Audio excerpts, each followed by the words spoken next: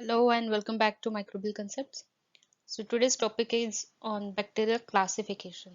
Okay, so there are many methods by which you can classify bacteria, right? So say for example shape, for example the temperature, optimum temperature they require for their growth.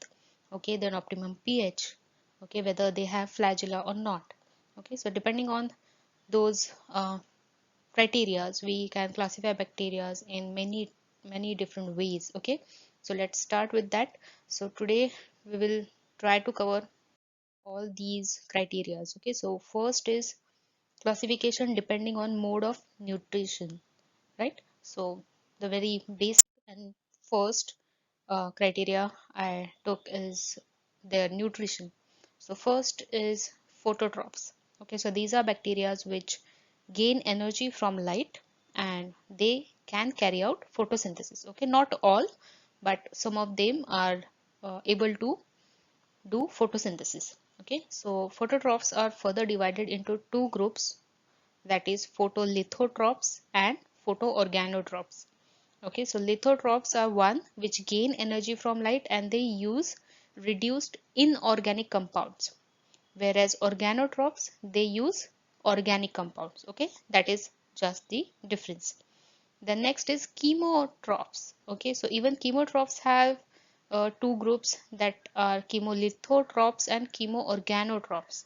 So chemotrophs are basically the bacteria which gain energy from chemical compounds. Okay, so one which gains energy from oxidation of chemical compounds and reduces inorganic compounds like NH3, they are chemolithotrophs, and one which reduces or which uses organic compounds as glucose and amino acids as their electron source, and even they gain energy from chemical compounds, those are chemoorganotrophs. Okay, so chemolithotroph example is nitrosomonas and chemoorganotrophs example is pseudomonas pseudoflava.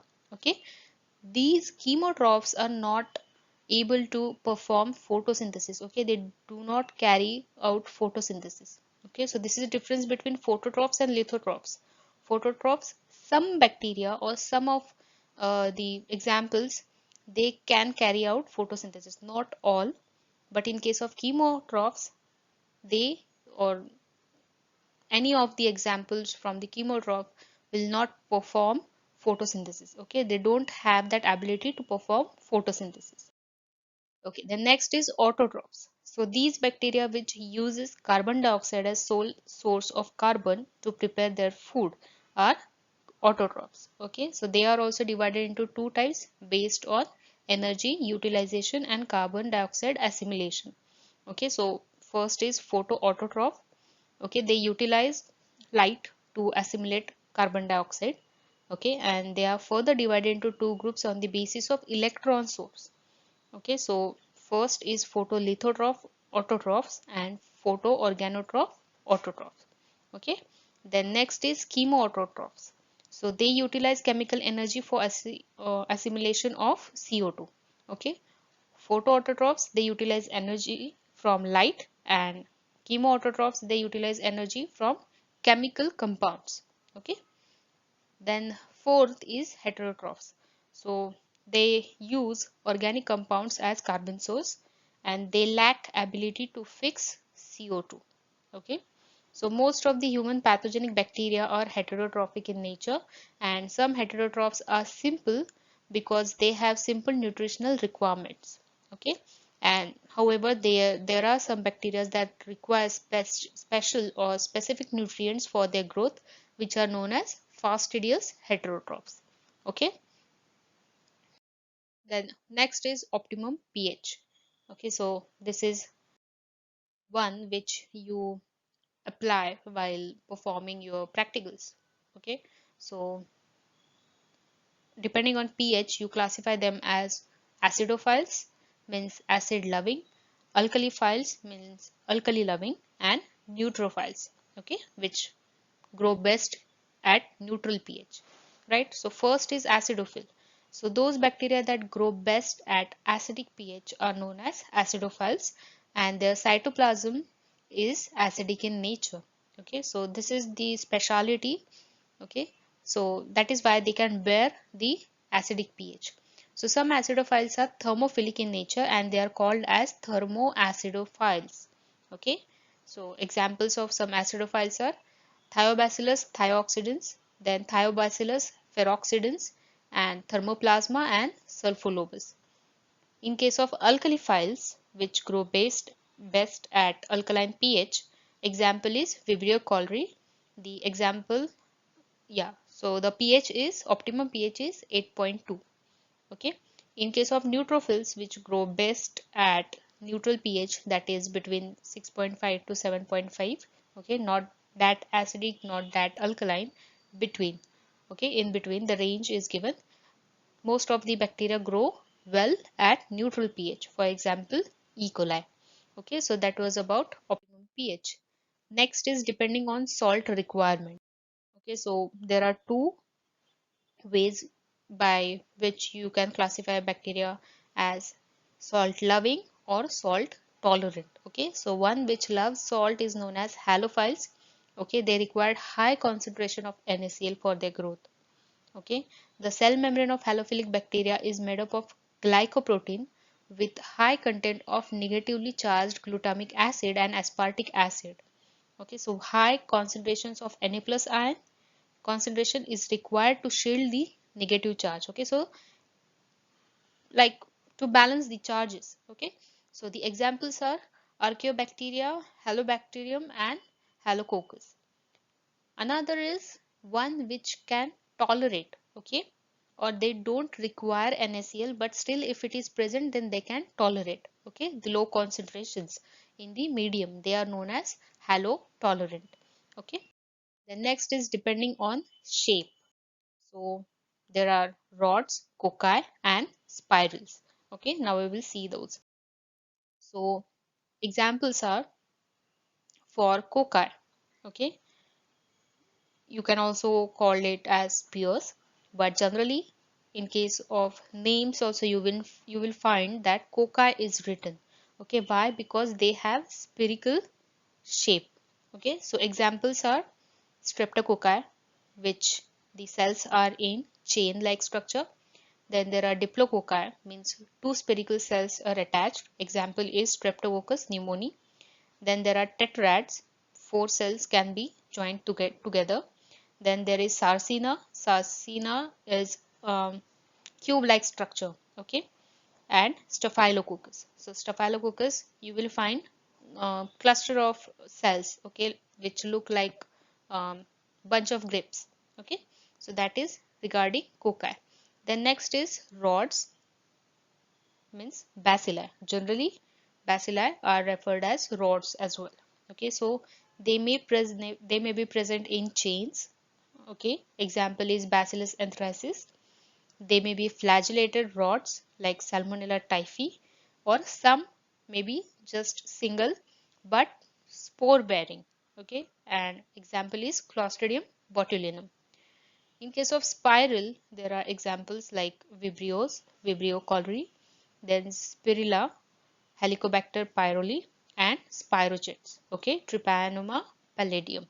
So these are some examples, or this is the criteria to classify bacteria depending on their shapes.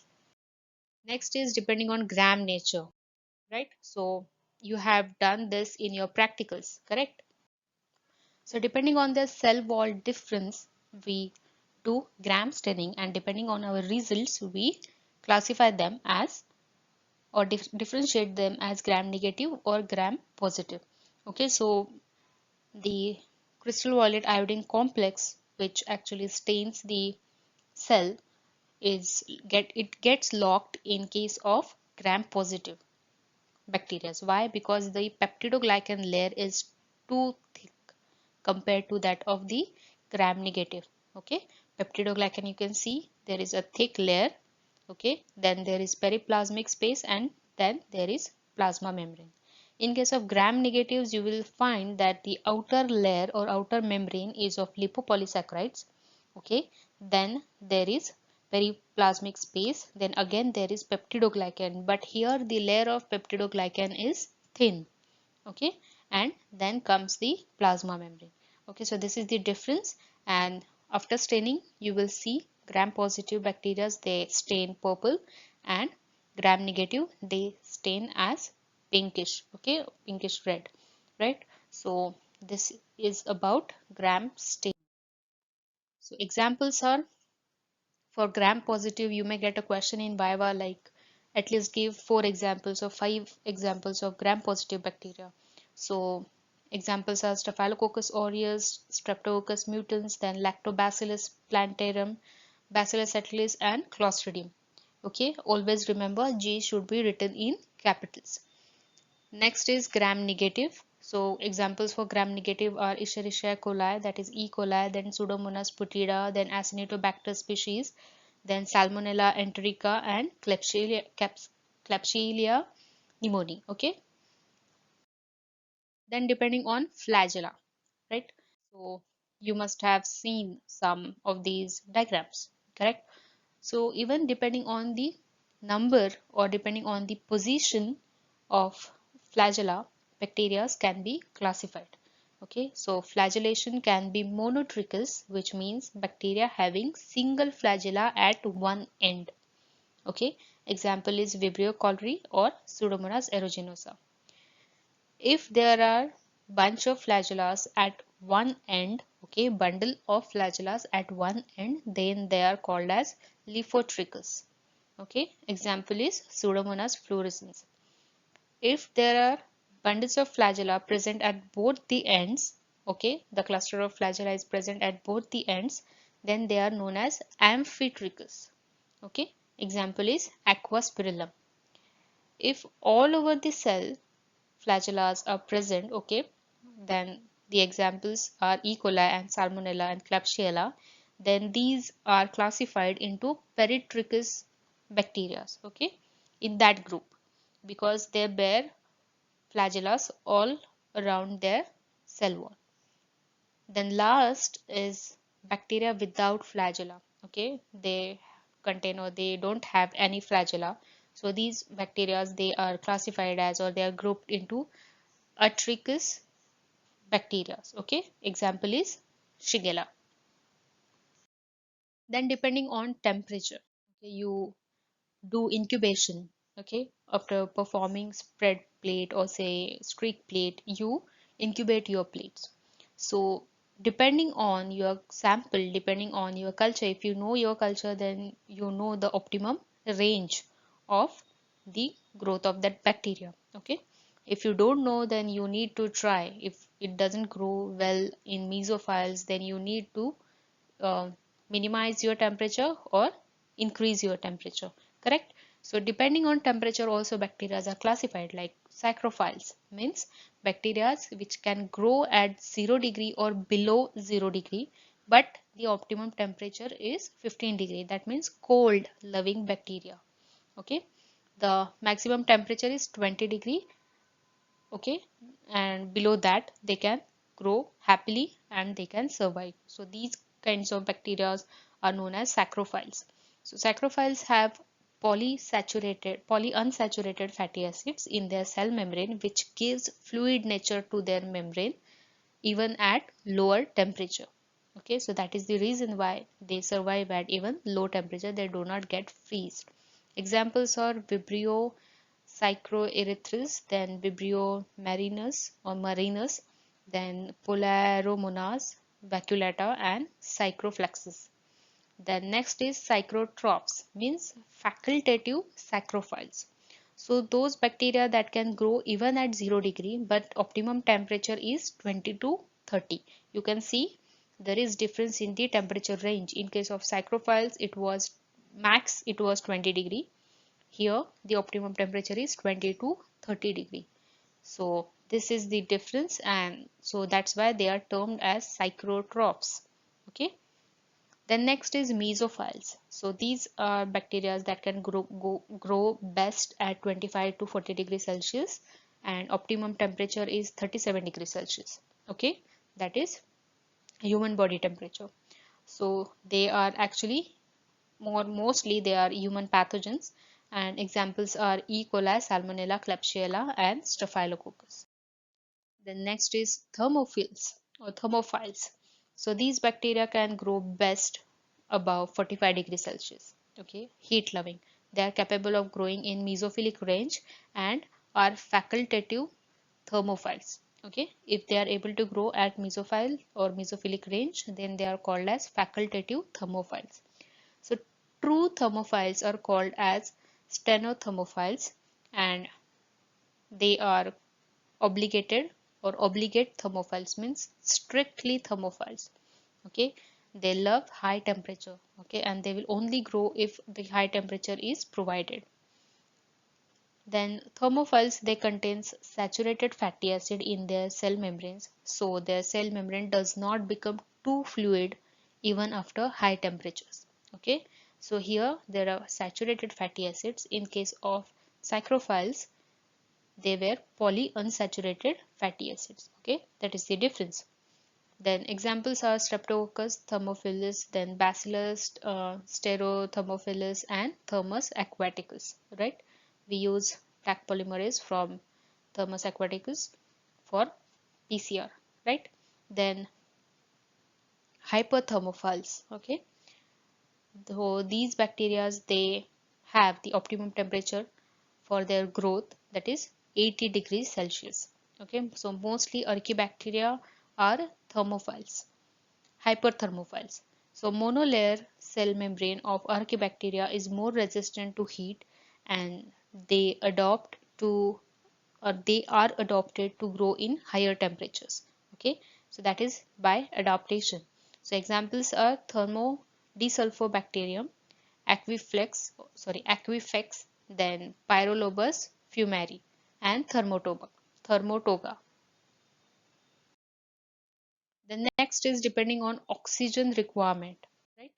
So as we learn about aerobic and anaerobic bacteria, this is the way that this is also a criteria for classification of bacteria, correct? So first is obligate aerobes. Okay, so those bacteria that require oxygen and cannot grow in absence of oxygen, means strictly they require oxygen for their growth. Okay, so they carry out only oxidative type of metabolism. So examples are Mycobacterium and Bacillus. The next is facultative anaerobe. This means that those bacteria that do not require oxygen but can use it if available. Okay, so if it is present, then they are also okay with that condition, that is facultative anaerobes.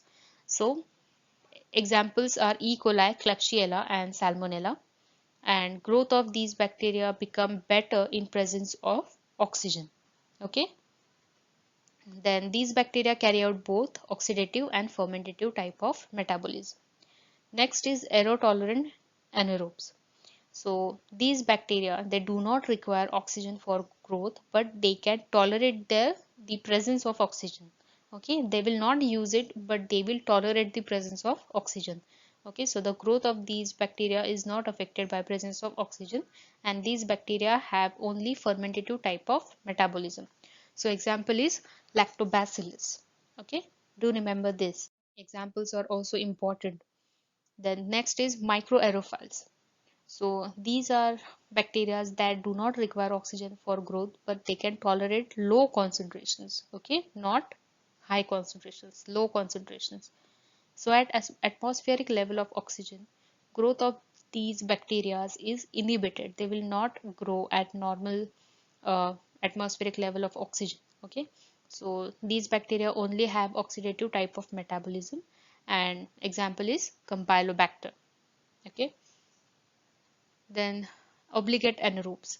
So those bacteria that can grow only in absence of oxygen. Okay, so this means obligate means strictly they are anaerobic. They don't require oxygen. Okay, so oxygen is harmful to obligate anaerobes, and that's why they will not grow if oxygen is present. So these bacteria, they have only fermentative type of metabolism. Okay, examples are Peptococcus, then Peptostreptococcus, Clostridium, and Methanococcus. Then capnophiles is another. So those bacteria that require carbon dioxide for growth are capnophiles. So they are carbon dioxide loving organisms. Okay, and most of the microaerophils are capnophilic in nature. Examples are Campylobacter, Helicobacter pyrrole, and Brucella abortus. Okay, so we are done for today's video. I hope you get a lot of knowledge through these videos, and it also helps you to prepare for your Viva questions or Viva exam, correct? So do like my videos, share these videos with your friends, and do subscribe to my channel. Okay, thank you for watching. And if you want videos on some other topics, then do mention that in comment box, or you can reach out to me on Gmail, right? And don't forget to follow me on Instagram also by same handle, that is Microbial Concept. Okay, enjoy learning. Thank you.